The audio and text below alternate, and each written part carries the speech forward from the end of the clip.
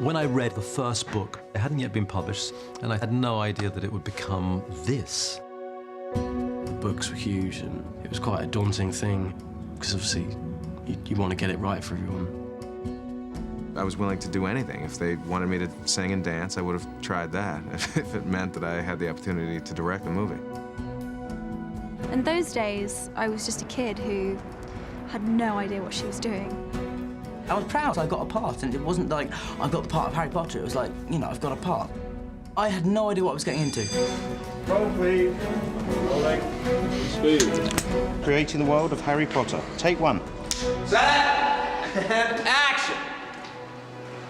When you begin the process of making any film, there are innumerable decisions that one has to make.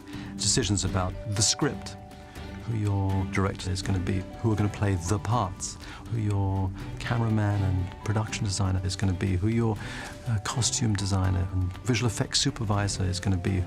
All those decisions are absolutely pivotal to making the film that you as a producer and the director's director want to make. And I feel we've been very lucky that at the very beginning that we made some pretty good decisions that have held us in good stead as the series has developed.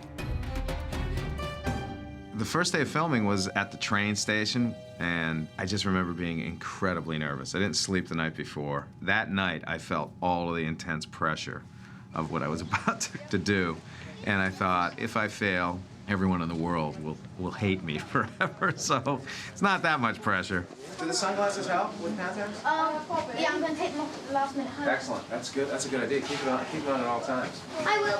Hi, how you doing, Dan? We filmed the last scene of the first film, the kids saying goodbye to Hagrid. It was incredibly exciting. I was like, oh my goodness, here we are. 165, take one, A and B cameras, common mark. Set! Okay, and background action! Action! A lot of what happened on that first day is a blur, but I remember getting to the set very, very early, probably an hour and a half before I had to be there, just so I could be more awake and more alert. I felt the earlier I got there, the better chance I had of creating some sort of magic in the scene. And when I saw Dan that first day, he was very nervous as well. It was slightly nerve-wracking. I was terrified, mainly because that day there were loads and loads of extras. And it was the prospect of them all knowing who I was, which is quite frightening. I'm like trying to blend in. Where is he? Door. The door. It was so long since you last reminded me. All right, once again, right away. I'd done a little bit of acting before, and Emma and Rupert done nothing. So I listened to him. Yeah. Walk in. Never stepped on a film set in my life, never acted professionally before, and then you walk onto this enormous set with hundreds of crew. It's not easy. I thought it would be so much easier. I thought it would be, you know, sort of a couple of takes. Good, Rupert. Okay. And background. I remember being quite nervous from the first scene. None of us had really that experience when we first started, and it was quite a scary world to come into. My first day, I was in Goblet on location at the train station, and I was really nervous, but it turned out it was quite cool. So we all go the other end of the platform. Dan, Rupert, please. That first day, we were trying to get Dan's eyes to be green because that's what they are in the book, and Dan was wearing contact lenses. But he was allergic to them, and ultimately we made the decision to remove them. For the first day, we tried to work through it. So for the last scene, when he's saying goodbye to Hagrid, you can see that almost his eyes tearing and his eyes a little bit swollen. Thanks, Hagrid. And it feels like he's about to cry. He probably was, but he never complained, and we removed the contacts, and he's never had green eyes since. In the book, Hermione has buck teeth. We were obsessed with making Emma more Hermione-like. So in the very first scene that we shot in the film, Emma is wearing fake teeth. Feels strange to be going again, doesn't it? But we realized after the first day of dailies that we could not do that for the entire course of the picture.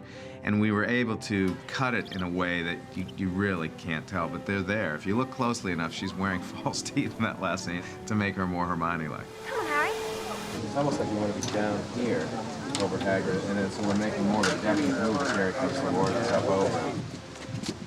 On the first day of filming, it actually sunk in that I'm playing Harry Potter, and I realised, okay, this isn't a dream anymore. this is real life. Early on in the process, I felt that the picture needed to be purely British. And so the entire casting process began with thousands of casting tapes we received. And then we met every potential child actor, any kid who had done a school play and wanted to be in Harry Potter, we met in England. I was about 9 when I started auditioning. I was already a very big fan of the books. When this rumour started going around my school that there were these auditions for Harry Potter and they were coming to school. My school teacher, called Mr. Hancock, who's now left, got, I think, a letter saying if there's any kids in the school that you think could act in the Harry Potter film, would you mind them auditioning? And then I had to go through a lot of auditions. When I was reading the books, I always felt quite a connection to Ron. I was watching Newsround, and they told us how you could audition for the Harry Potter film. And they said that you could send in a form and a photograph of yourself. So I did that and sent it in there, and a month went by and still nothing happened. So I was on the internet and found out this one boy sent in a video of himself reading out a little script from the book. So I put together this little video thing and sent that off, and then I got an audition. It was quite strange because, especially in like the canteen, there was like 20 other ginger people that sort of looked quite similar to me. So it was quite scary as well, because I've never auditioned before. It was quite a new thing as well. We narrowed down each role to about 4 or 5 kids that we screen tested. So in terms of Emma Watson, she was phenomenal. The camera loved her.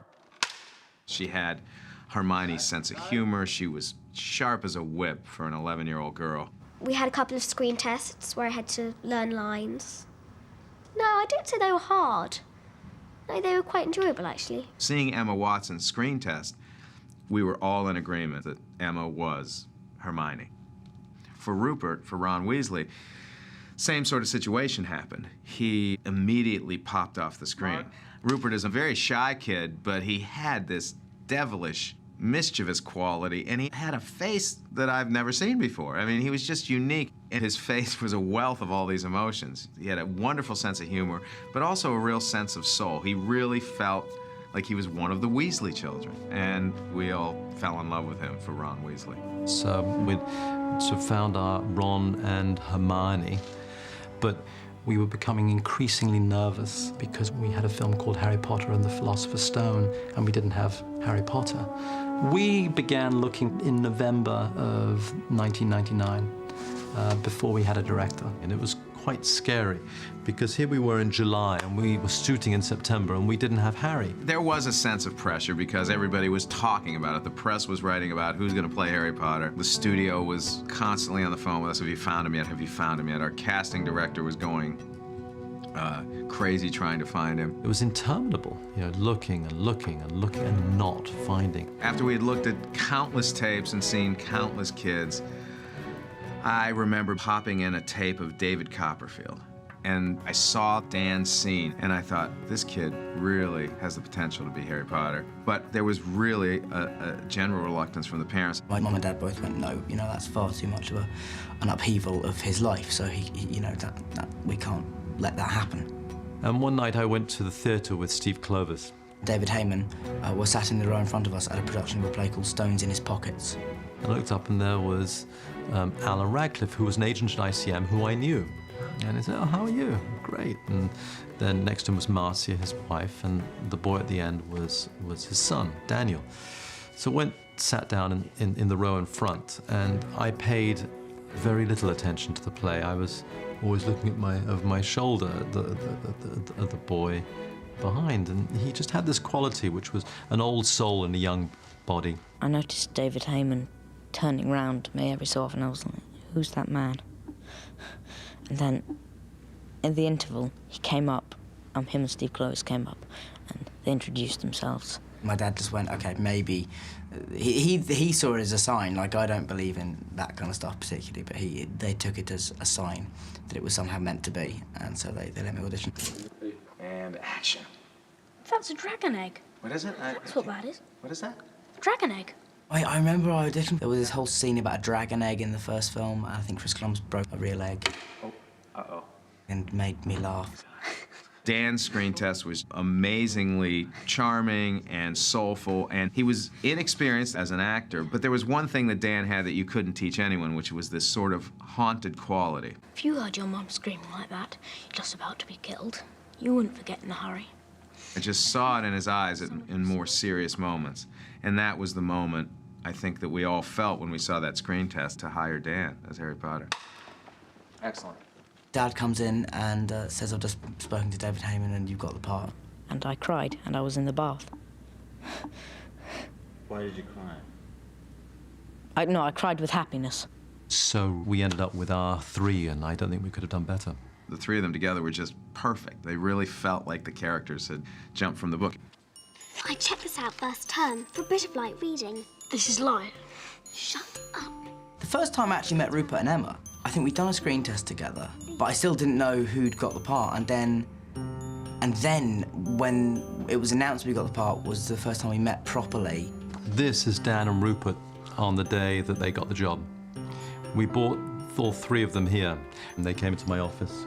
The last time we came in, I thought it was going to be another audition, but they took us to the producer's, David Heyman's office. David Heyman tried to go into a great big paragraph, and then Chris Columbus just came out with it and said that we want cast you as Ron and Hermione in the film. And I just stood there looking blank at them for about 5 minutes until it really sunk in. I was like, oh my God, I just stood there. Thought, no, this is all a dream, pinch me. It was just a complete shock because it was just so unexpected, but it was just such a cool day. Here's them being photographed on that first day. I remember very little about it. I remember that Terry O'Neill, I believe, was the photographer who took the first photos of us, and he continually referred to us as the ginger boy, the one with glasses, and the girl, because of course nobody knew our names then.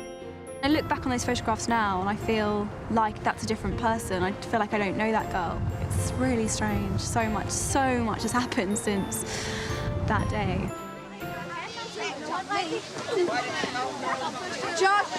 When you're working with children, you have them for 9.5 hours a day.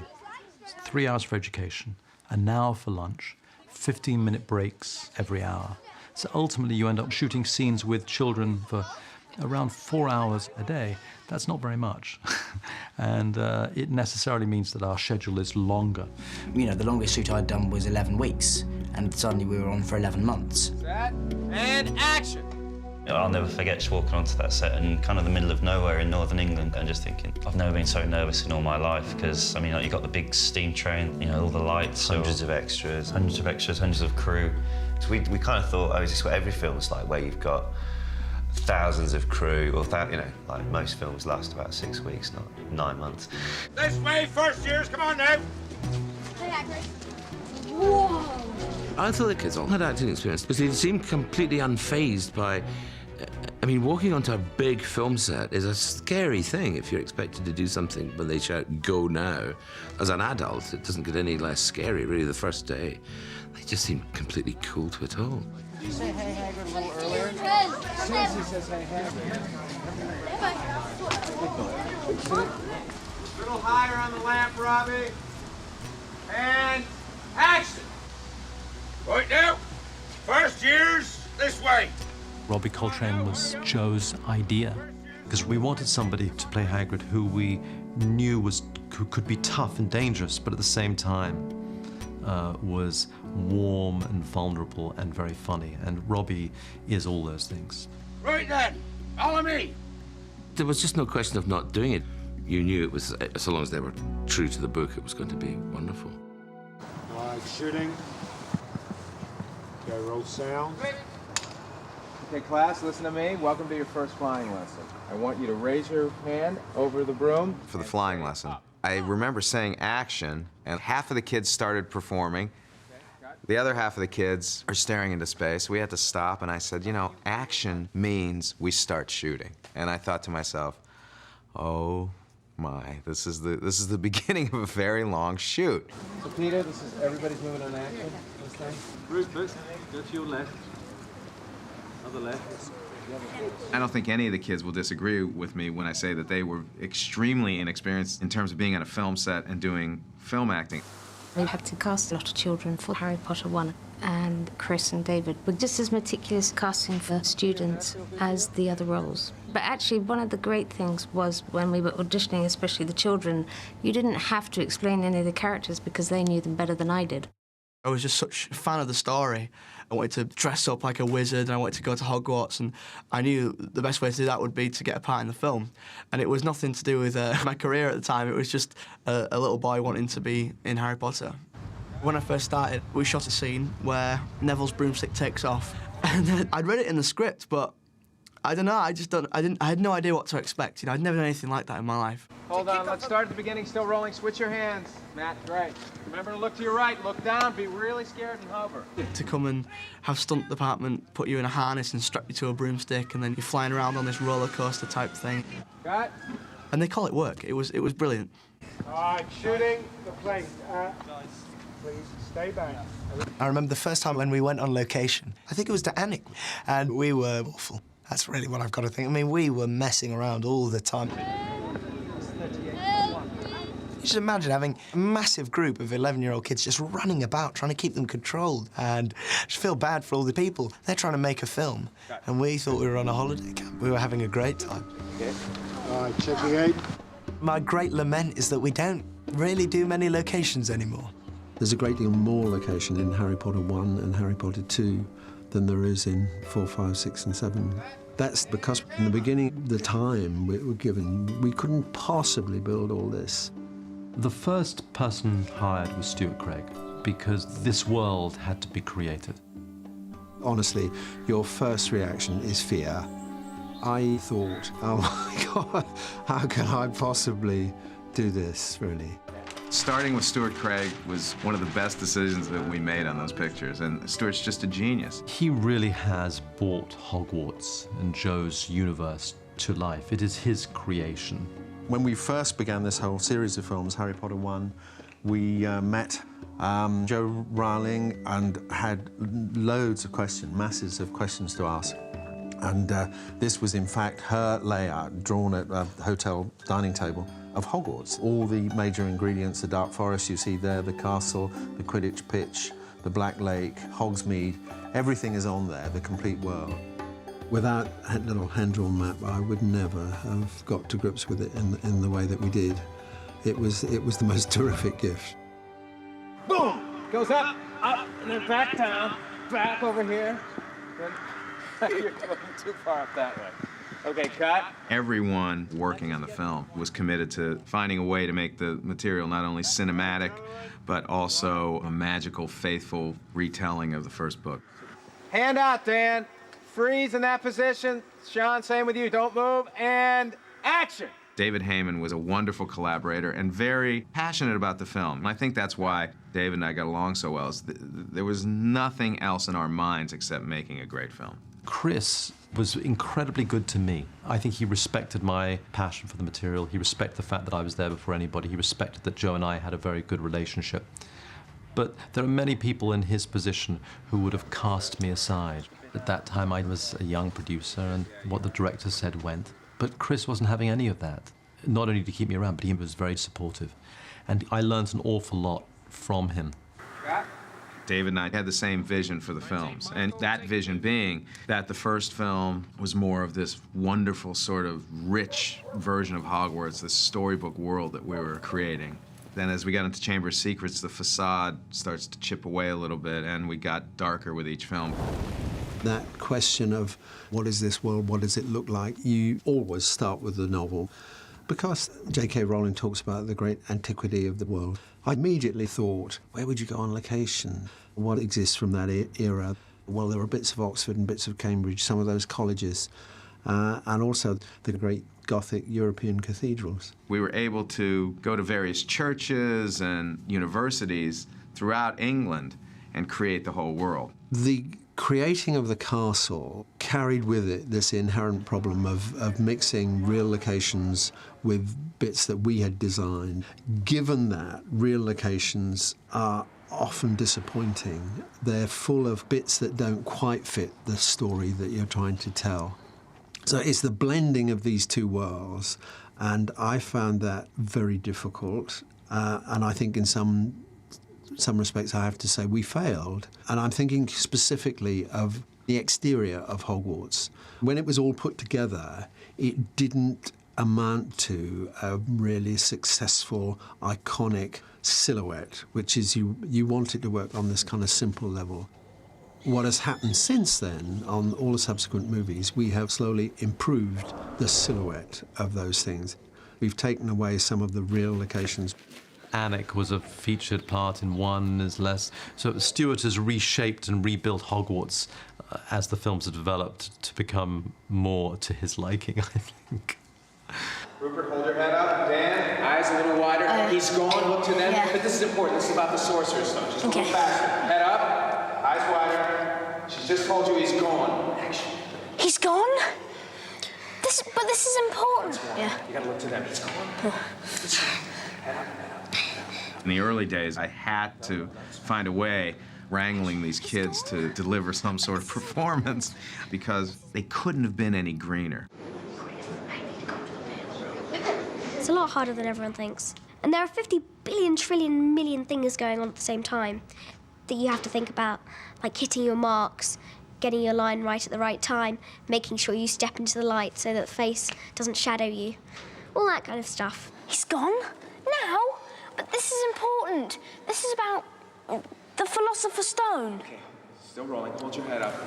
When you find out that he's gone, this is the worst thing that could possibly happen, because that means you're dead. In the first movie, I always, laughed and said we should put a camera on Chris, because what the kid's performance really was a reflection of what he was doing, what he was bringing out. Stronger when he's gone. But this is important. Set and... Should we go from he's gone? Yeah, and... He's gone? But this is important. This is about the Sorcerer's Stone.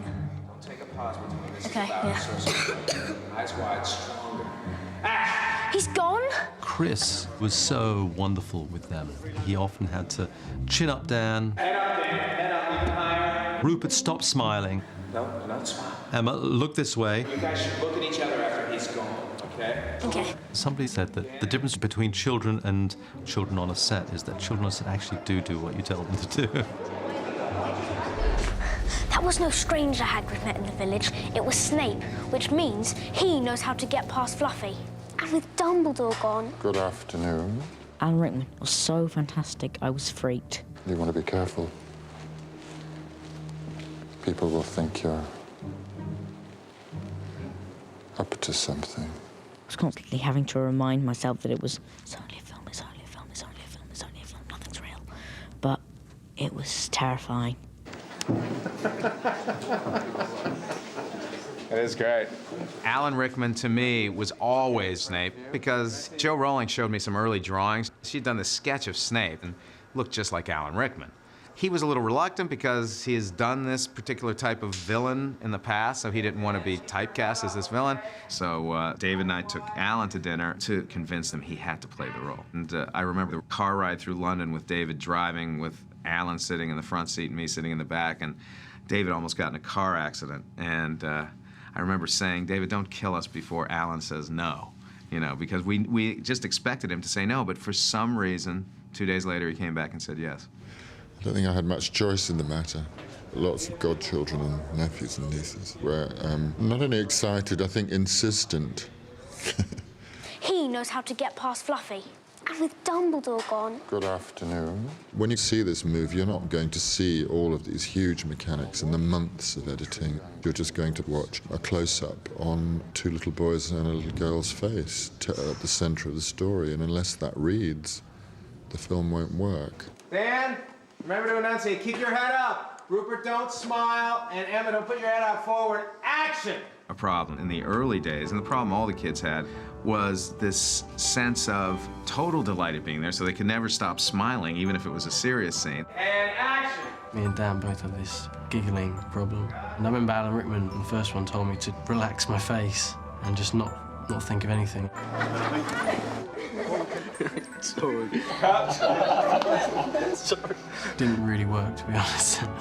But, yeah, he tried. Take 10, A camera. B camera. C camera. Set. Set and action. In the early days, you might do 10 takes. You might be lucky to get the one you really wanted once. What? What did I do? Then they might have to go off to school and you may not get it again. So we would run 3 and 4 cameras. Hey, camera. Okay, guys. I don't want you to see her. You know she's coming, okay? Just be reading and studying. Dan, you reading? Yeah. It was important for me to always have a camera on one of them in case one of them was coming down off of a chocolate rush, or they lost their energy, or they were getting tired, or they were looking into the camera. God knows, there were a million things going on. And guys, you're interested. Rupert, you shouldn't be laughing at the end when you find out that Dan's gonna potentially be killed by Snape. Dan, And the key was, for cinematographer John Seal, was shooting multiple cameras, because I never knew when the kids were going to deliver the performance that I needed. The Sorcerer's Stone. Okay, guys, you're laughing. So if you look at the first film, you see it's very cutty. In other words, we cut to a close-up of a kid, and then I cut away to someone else. We were incapable of getting an entire scene in context. So John's philosophy of shooting 3 cameras basically helped me to obtain a performance here and a performance here, unlike any other way I would shoot a movie. It's almost documentary style, and John really knew how to do that. And I had always admired his work, and this was a really golden opportunity for me to work with him. And action! The overall look of the film that Chris and I talked about was retaining a magic of Hogwarts, and then, of course, the adventures within it. We wanted a drama that is written into the books. We didn't want to lose that. We didn't want to make it too sort of glossy and open. So it was a very delicate balance between making it a reality film and a magical film, and I hope we've done it. We made it. All right, guys, I want everyone to focus on Professor McGonagall. Listen to everything she said. What we needed from McGonagall was someone that you were intimidated by, but someone who had a real sense of warmth and heart. And that's exactly who Maggie is. And I thought, this is perfect for McGonagall. And move, Maggie. You meet her in the beginning of the film. She's in a scene where they're walking up the stairs, and she was intimidating. I mean, she was intimidating to the crew because she's so smart, she's so brilliant. And the kids could sense that. But that was good. At that point, she was the disciplinarian. Everybody should be looking at her in awe of her. I have to say, a lot of good ideas came from Dame Maggie from our first fitting. She wanted to be Scottish. Her name is Scottish, so the whole idea of making her witch's hat more like a Scottish tam, that was actually her idea. She had some great ideas. I tried to keep all the kids really classically British boarding school. Funnily enough, J.K. Rowling said that the kids did not wear uniforms. So we ended up testing Daniel in regular clothes with a wizard gown and uniforms, and everybody went for the uniforms because graphically it was much prettier. Devin, take a little tiny step to your right. Good. Excellent. Good. Dan, can you see me? No. I'm here, I swear. Okay, there you go. Okay. I was really going for less of a contemporary look, because I always wanted the film to have some sort of timeless quality. So their I remember their wardrobe test, dressing them as these adorable little English school children, and they looked amazing. Chin and head up, Dan. Everybody set, Rupert. Focus, and action! It's true then. We're sailing the train. Harry Potter has come to Hogwarts. Tom was probably, out of everyone in those early days, the most experienced actor. This is Crab Goyle. And I'm not. I'd done a few films before and a few TV things, and I was purely up there because my agent had said you should go. Did you read the books to start with? I had no idea what it was, no idea. I was just went for an audition for it, and everyone was talking about it. I remember one of the first things they asked at the interview is, what is your favourite scene in the book? And there was a row of us, about 7 of us, and of course I hadn't read it, so I just, the guy next to me said, oh, Gringotts, I love the trolls. So I just said, yeah.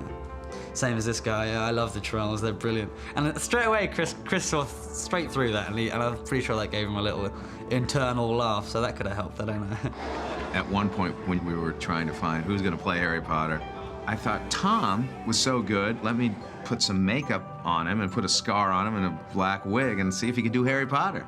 So we tested Tom as Harry Potter in that succession of screen tests. But we realized after the screen test we felt was better for Draco Malfoy. Out of the whole book, I'd rather be Malfoy than anyone else, because I get to be a baddie.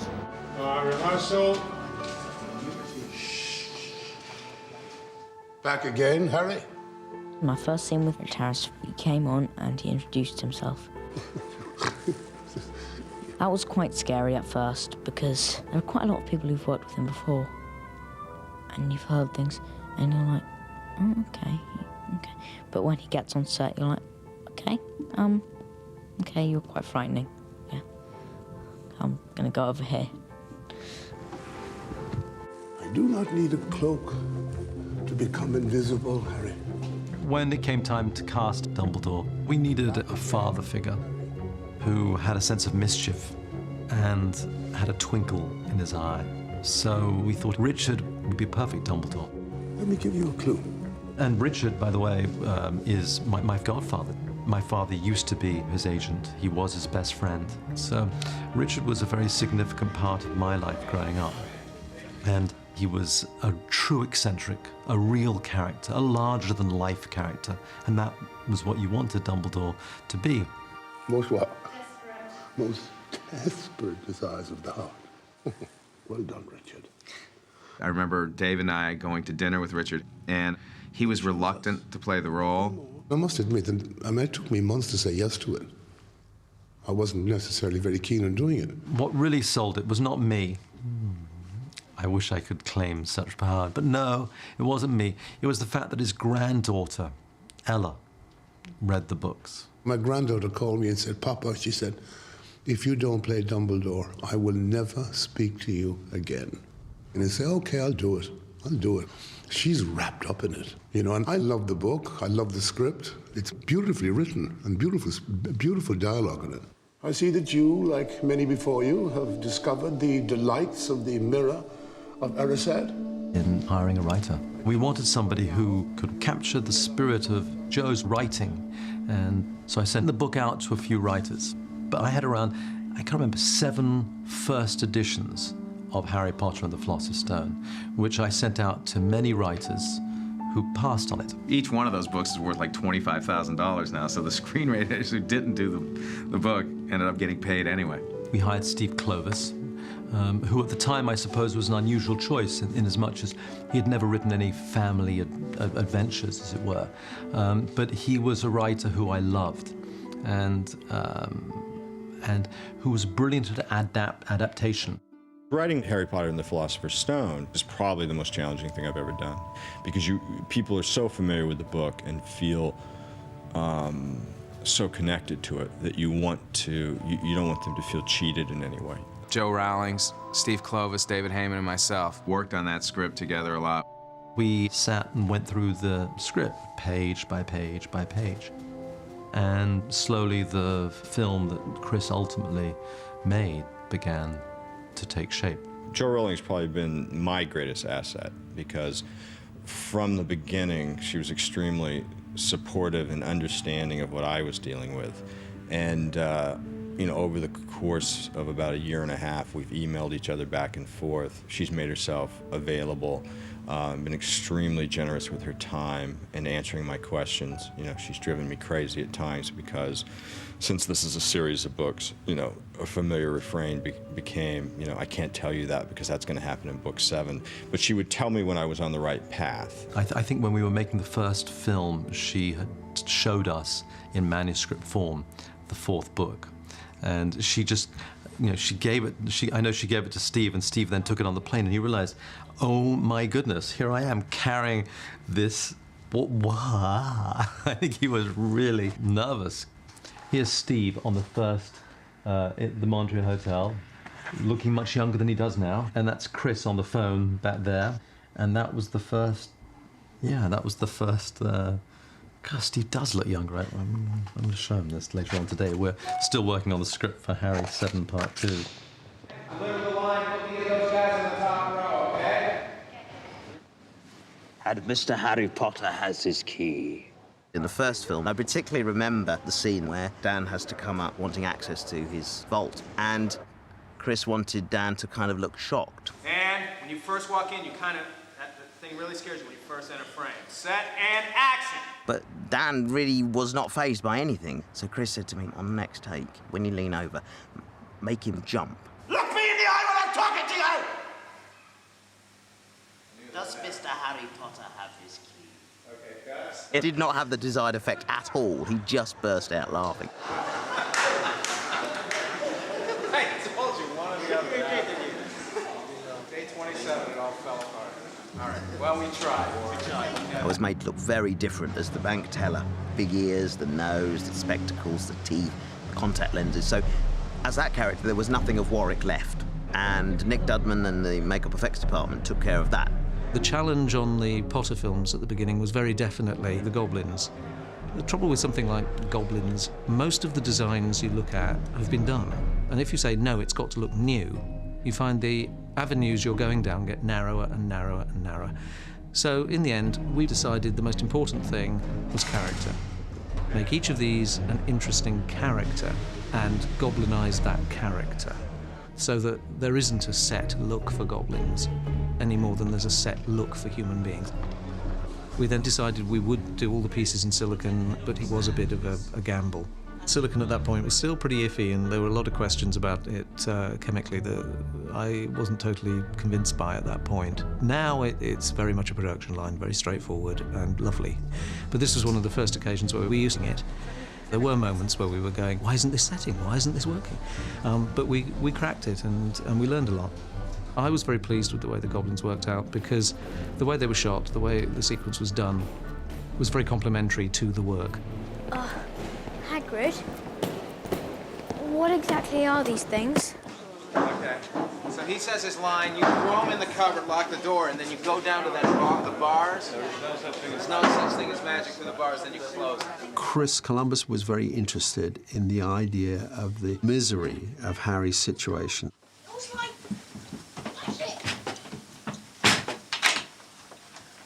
There's no such thing as magic. The cupboard under the stairs seemed all the more desperate if he was in a huge urban sprawl. And the best and most graphic way to illustrate that huge urban sprawl was identical modern houses. Bird!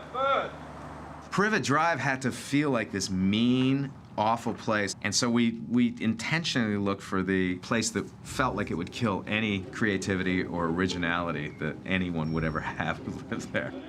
We shot for a while on that real location, and that really was difficult shooting with owls flying around, and it rapidly proved to be a fairly disastrous way to achieve that scene. We didn't finish on the location. We came here to the studio. We rebuilt those houses here, exactly reproduced them. I think now there are 5 houses on either side of the street, but it's extended in a matte painting limitlessly, you know, to the horizon. And that really was Chris's request, that it be that big and that sprawling. And that set that we built then has been standing for all 7 movies. Privet Drive was fun to do. I remember we did spend some time looking for the ugliest sofas, the worst tiles for the kitchen, and lots of nasty pictures on the walls, and lots of certificates of Dudley's achievements, like swimming a quarter of a width in the swimming pool things. And I remember they asked when I got the part if I could give my baby photos in. And I came in, I was seeing my whole history in front of me, like my first bike, and there was all these baby pictures everywhere of me in this tacky house. You will drag him in by the ear, and as you're being dragged in, you're saying your line. Do you know your line? You're not even listening. You're thinking about whoopee cushions again. The oddest thing early on was trying to perform with the owls, because the owls are not actors. There were some shots where I had to look at an owl and the owl had to look at me. And the owls kept looking at the cameras because the camera was coming around, and so the owl thought the camera was very, very interesting and was much more interested in the camera than looking at me. So in the end, we hung dead mice from my apron. So the owls absolutely looked at me. It should never be on any cameras. It was a very, very interesting start, actually. You realised how surreal the very action of playing it was.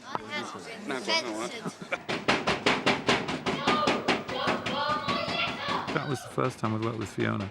Although now we're like an old married couple now, you know. We're very familiar with each other. It's funny. Dan, eyes wide, head up, really loud this time on I Want My Letter, and also pound the glass with the palm of your hand. Set and action. Dan!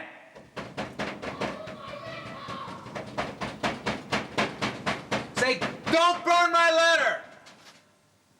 Oh, his eyes are wide. Go ahead. Hey, Chris. Just tell them to remind the kids I need a huge reaction this time from the ceiling. I need to see it on their faces. Everyone have to amaze as you go in. Doors. I remember walking into this great hall the first time and just not believing it. It was just so amazing. It's a magic place to be. Early on in the process, there was talk about us actually shooting the Great Hall in a location. Christchurch College in Oxford have a great hall. It was the inspiration for this one, but it wouldn't have made a good set. So we decided to build the Great Hall. You know, I found out we were doing it in the studio. You know, like, how are they going to create something so vast? You know, will it be as big as it should be? There was a lot of talk about the size of the Great Hall. I seem to remember that Joe Rowling wrote about 900 kids gathering there for lunch and dinner, and we realized that that was impossible to do. So we whittled it down to a place that would probably hold about 400 and 500 kids, and that felt large enough. I'll say 1, 2, 3, and action. The food appears. Set. 1, 2, 3, action!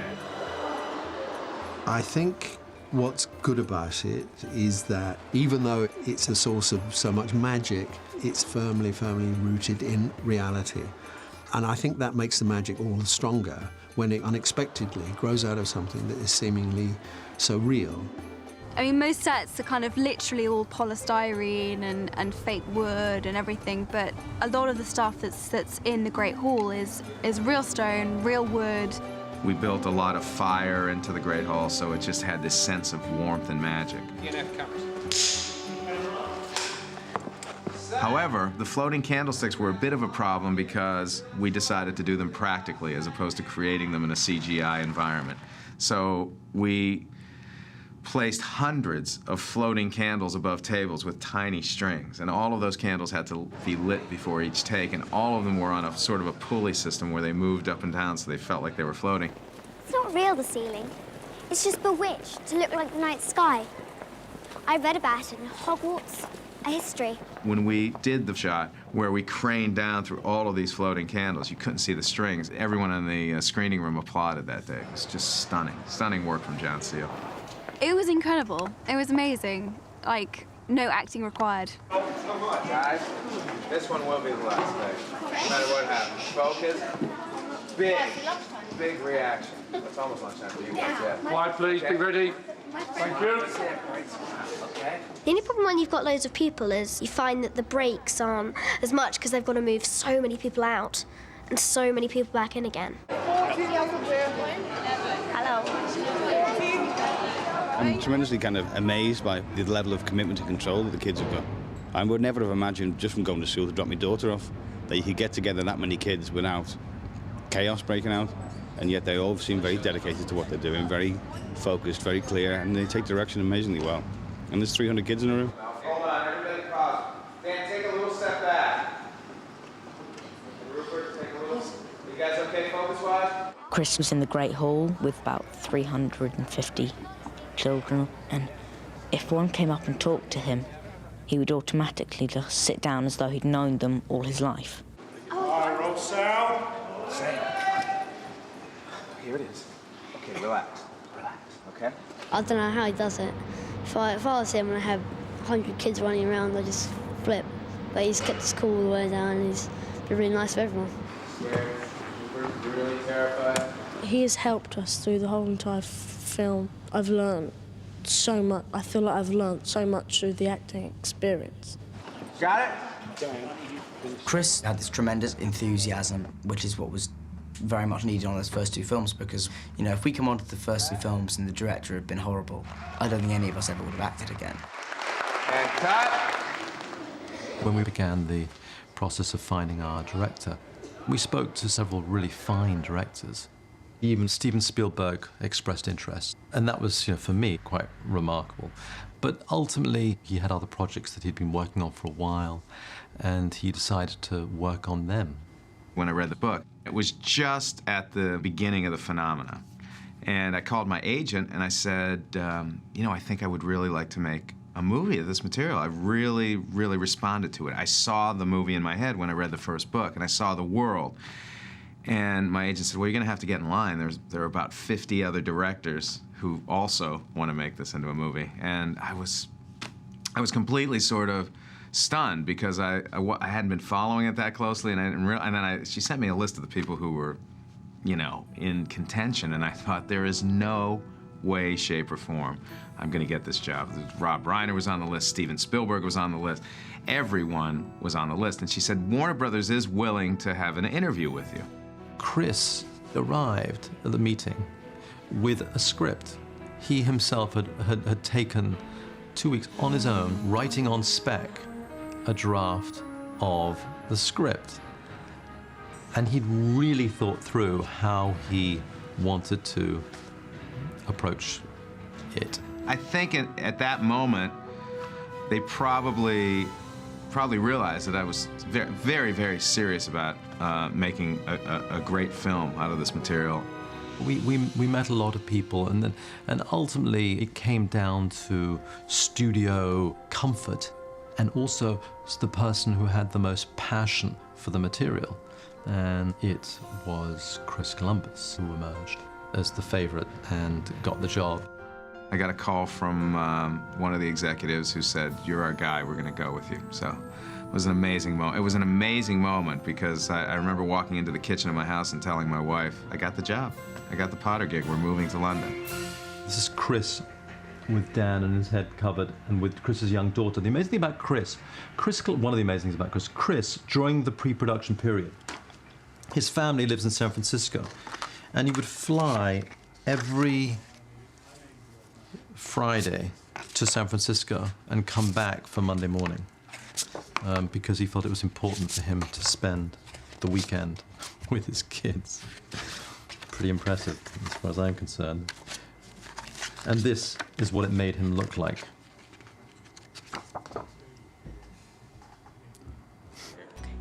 That's the door. Go, guys, all together. All together. Oh, come back. My favourite set is the chess set, which is amazing. This is so cool to walk on, man. Yeah. It's so great when it's lit up. And there's a door. Probably my favorite example of Stuart Craig's production design was the gigantic chess set. I just loved the attention to detail and the look of those pieces. I mean, they looked as if they were made out of real stone. I wanted to take all of them back home from my office in San Francisco because they're just stunning. Now, don't be offended or anything, but neither of you are particularly good at chess. Okay, good. Yeah, you loser. All right, try one more time. It was also one of my favorite scenes in the book and the film because Ron actually sacrifices himself. Just tell us what to do. All right, then. Harry, you take the empty bishop square, and Hermione, you'll be the queenside horse. And as for me, I'll be a knight. That's Ron's kind of moment, and it's the first time he really takes charge. And he gets to ride this great big horse. That was really exciting, because I got to sit on the horse. I remember really enjoying that. And actually, the coolest thing about it was when the pieces got smashed, because they actually exploded. I think we've actually still got a broken piece of the, I think it was the horse. So that was cool. Can I walk? Let me walk it with him once, Denise, and then. That was certainly one of my favorite scenes to shoot in the picture because it was just beautifully designed by Stuart Craig and beautifully lit by John Seale. Once I make my move, the Queen will take me. Then you're free to check the King. Rupert was so strong in that moment. Harry, you take the empty bishop square. We shot that as we were getting closer to the end of the picture, and at that time the kids were really starting to come into their own as actors, and the kids delivered just wonderful performances there. Just tell us what to do then. Rehearsing and action! I still need a wand. A wand? Oh, you want Ollivanders? There ain't no place better.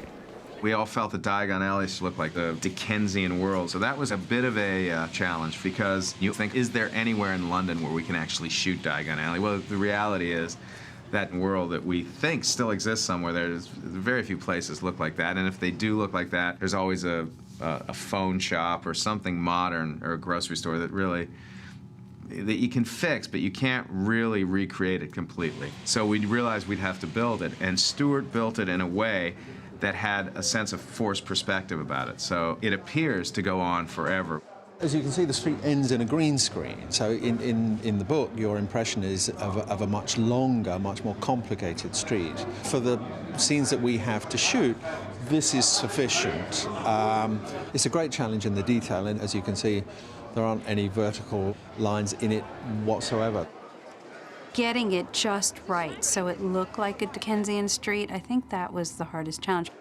I had an absolutely obsessive assistant on the first film, one who was deeply into Harry Potter, and she masterminded Diagon Alley with everything catalogued, and we took all the names from the book and just sort of expanded them. Oh, Jenny, do you want to do the upstairs bit as well? One of the things you don't really see in the movie, each shop had a shopkeeper that looked like they matched their shops. So there was a wizard apothecary, there was a wizard candy maker, and when you saw these characters all dressed up on the first day of Diagon Alley with Stuart's set and all the props and the set dressing, everybody had big smiles on their faces that day. John, good view here. Yep, right there's excellent. It was a very, very magical place to shoot. You're scared of taking that wand. I want to see some real fear. Set and action! I think Ollivander's wand shop has a nice feeling about it, has a nice character. I think it's dense and detailed, and I think John Hurt's appearance on that moving ladder was a good, simple idea. Hello? He comes, just sort of arrives on a trolley up with the bookshelves and to top of the screen, and it was a sensational shot. You couldn't, no actor could ask for a much better entrance. I wondered when I'd be seeing you, Mr. Potter. J.K. Rowling came down to Diagon Alley, when we were filming that, to have a look at all the sets, and she's really nice. When she came to visit Diagon Alley, I was told that she literally had a sort of tear in her eye because she couldn't believe how it was what she had in her imagination. He's so clever! If I use the beginning of one shot and the end of another. Set, Chris. Set and action! If you took 1 million people and J.K. Rowling was one of them, then she'd probably be the only one out of those people to think up Quidditch. And when I read it, I'm like, oh, that is so cool. I wish I thought of that. If I use the beginning of take 1 and the end of take 4, it's okay. Quidditch was a challenge because I was being introduced to a new sport. So I really wanted to fundamentally understand how Quidditch works. It's a lot of hours spent with Joe Rowling, understanding the rules, writing down the rules. I have notebooks filled with Quidditch rules. And the other challenge was making those rules accessible and understandable for an audience as well. And then the visual demands of making Quidditch real were very difficult because of the time constraint we were under and because the sets where some of the visual effects needed to take place couldn't be built in time. Some of those sequences were pushed toward the end of our schedule. And as we were doing them, we realized that we would have far less time in post-production to create visual effects that we would all be happy with. This was a very unusual film. I think we shot for about 9 months, so even though they'd finished the main unit shooting, the Quidditch match was a completely separate unit that was filming pretty much right up until the end. We were sort of behind the 8 ball because we didn't start shooting until June, and it had to be finished in October. So what we did was to make a cartoon animation of the entire Quidditch match prior to actually photographing, and then we'd go in and say, okay, now we're photographing this shot that fits into this hole exactly. So the hard part, the daunting part, is actually creating a scene and have it cut before you actually start shooting it. And we've never done it before. Now it's fairly easy to even preview it and pre-visit and do all the stuff we did, but back then it wasn't. I have to say that was one of the scenes in the film I love seeing, but one of the scenes that I know if I could go back and do it again, I would love to go back and do it again because I would do it, I would spend so much more time, I would give myself more time to do the visual effects the way they should be done. Gryffindor wins! It's rare to shoot a film in sequence, and that can cause problems, you know, especially with young kids who grow up rather quickly and If you're really alert, you can see the difference in Daniel Radcliffe. He looks a little older in this scene to that scene. And of course, what was making it worse is that Daniel's voice was getting deeper and deeper each day. We're not allowed to do magic away from Hogwarts. I'm Harry Potter.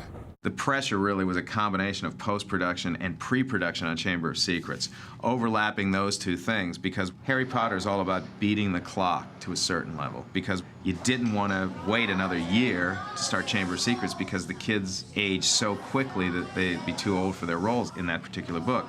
So the challenge was really devoting enough of my time to pre-production and still being able to edit a version of the first film that we were all happy with, that was under 3.5 hours, you know. Orchestra, look at 7, please. You need to stop it soon, I'm with the winds. The hardest part about a post-production of a movie of this scale is that there are constantly changes happening while you're in post-production, while the sound crew are already working on the sound. Change it to 1 bar, please, violins for, tell me how long. Certainly for 41 and 2. It's a constantly changing relationship between sound, music, and visuals. And very often, the best results we only can anticipate when we get all 3 elements together and we can see and hear it. 8-4, take 371. John will always take an early and longer version of the cut to work on, and he'll just record to the longer version.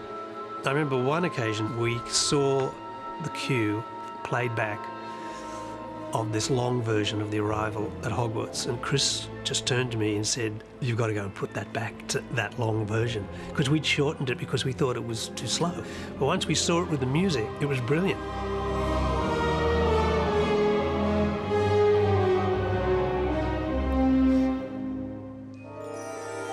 What's beautiful about what John does is he creates these moments, it might be 6 or 7 notes, that you remember forever. And those first moments of the Harry Potter score, which are still being played in the trailer to this day, it just, you know exactly where you are, you know exactly what you're listening to. So I feel very privileged to have had that John Williams experience. It's been a special joy for me, particularly in the musical sense, that I can go perform with symphony orchestras. It seems like anywhere in the world we play material from Harry Potter and people relate to it. Good luck, Harry Potter. I was of the mindset that under the time constraints, I delivered the best picture I could at the time, and I was anxiously awaiting. I wasn't worried about the box office as much because I knew it being Harry Potter, people were going to show up. The question was, were people going to like it? And that pressure was significant because I knew if I failed, if my vision for the film failed, if the look of the picture failed, if the casting failed, all of those things that I was responsible for, if I was wrong about any of them, the franchise was dead. So what are you most looking forward to about the film coming out? The premiere. The glamorous part. The first premiere was pretty crazy. It was the first time I ever had to really dress up for anything like that or be kind of glamorous, so I was kind of really, really crazy feather boa. It was really strange, but I loved it. It was fun and it was the beginning of everything.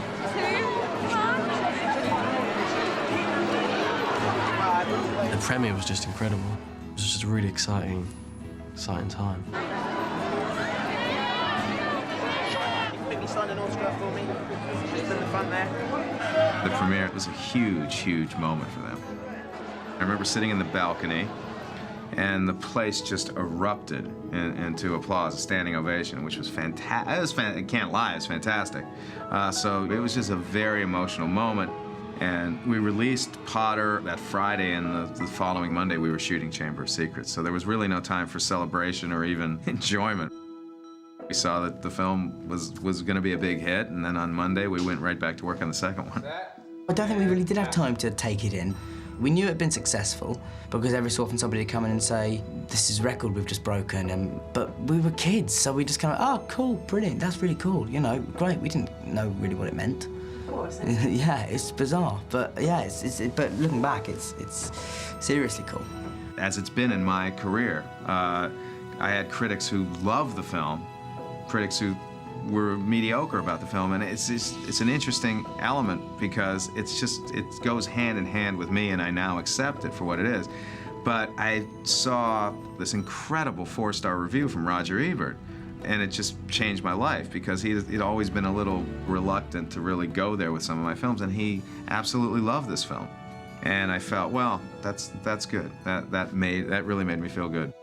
I knew it was going to be a good film, but on the scale it's been, the success, just never anticipated that. It's easy to write history looking backwards, isn't it? I mean, I could sit here now and say, yeah, I knew. I didn't have a clue. I loved it. Ultimately, that's all you can really do, is pursue those things that you love. Nobody else, I maintain, could have started this series off in the way that Chris did. Because, you know, before you let people like Alfonso come in and shake things up, you have to have somebody who gives you a solid basis in the foundations of these characters and the locations and the sets. And that's what Chris did brilliantly. I feel like a proud father when I see how wonderful these kids are in terms of being people and how great they are as actors. There are times when I wish I was there. It would just be wonderful to be able to have another Potter moment because that was an intensely magical experience. On every film, there's always going to be aspects where I go, I wish. That being said, there are an awful lot of things in that first film where I go, wow, Chris and Stuart created this whole world, and Chris cast these kids and these adults, and he helped set us off on our way. And we wouldn't be sitting here, I don't think, if it wasn't for Chris.